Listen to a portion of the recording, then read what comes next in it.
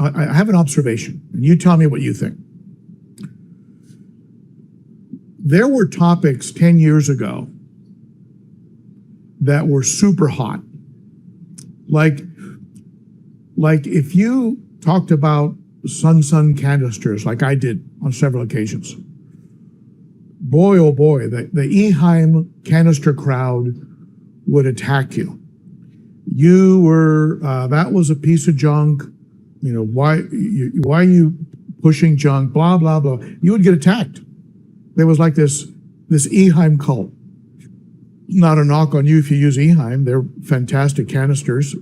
They've changed, I think, over the years a little bit, maybe, and are not known quite as the battleship they used to be, but it was just really interesting. But you don't see that anymore. I don't hear that much about Eheim. I'm not even sure how much of a market penetration they have anymore in America. I mean, I don't know. But I remember people slamming you if your nitrates were above 10 parts per million. For some of you old timers, you know that.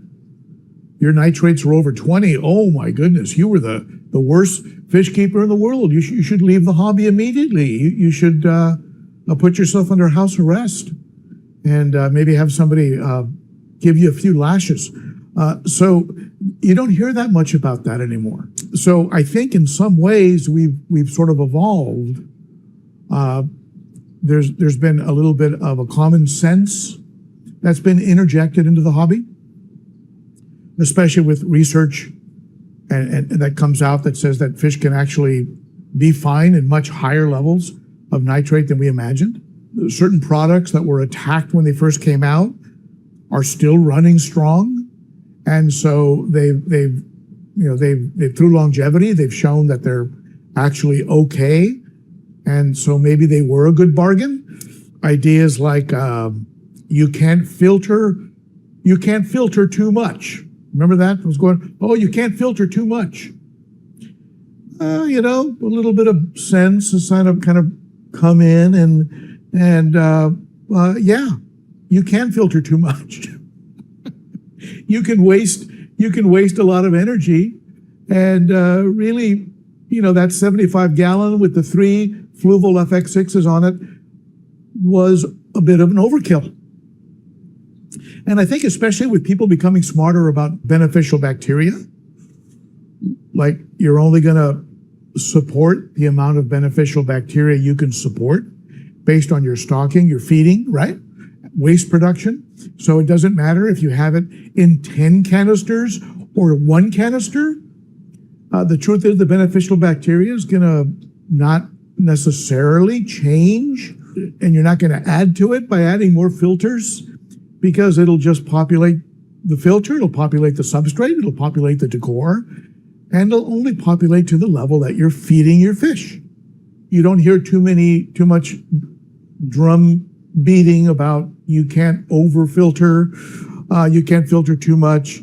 You don't hear that much about you've got to overstock that African cichlid tank or they're going to kill each other. You don't hear that much.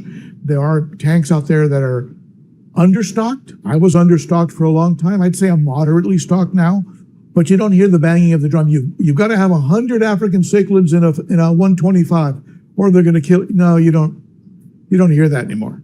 That's kind of calmed down.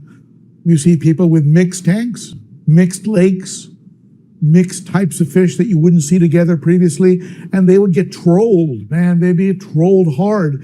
They're not being trolled that hard anymore. So I think these are good signs in that we're kind of like, okay, look, whatever floats your boat. We're becoming more tolerant, more understand. It's kind of like it's your tank. Do what you want to do. I don't have to agree with you. But in the end of the day, it's your tank. And if you enjoy it, you enjoy it. You don't have to have it right for me or anybody on YouTube. It has to be right for you.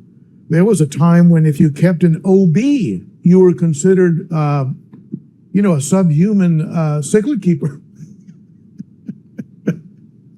You could just see the, oh, is that an OB?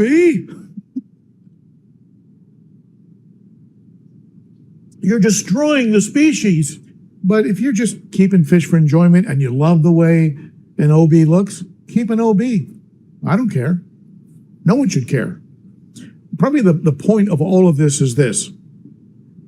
The thing that got trolled real hard 5 or 10 years ago is not even an issue right now. It's kind of faded. You get a couple folks that might pipe up every now and then.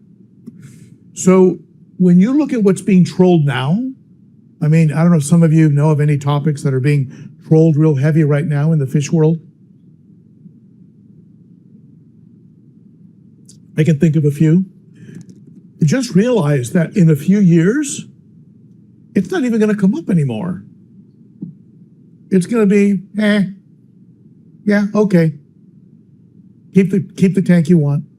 So don't even bother engaging with somebody who's trolling you, because I have found that the harder they troll,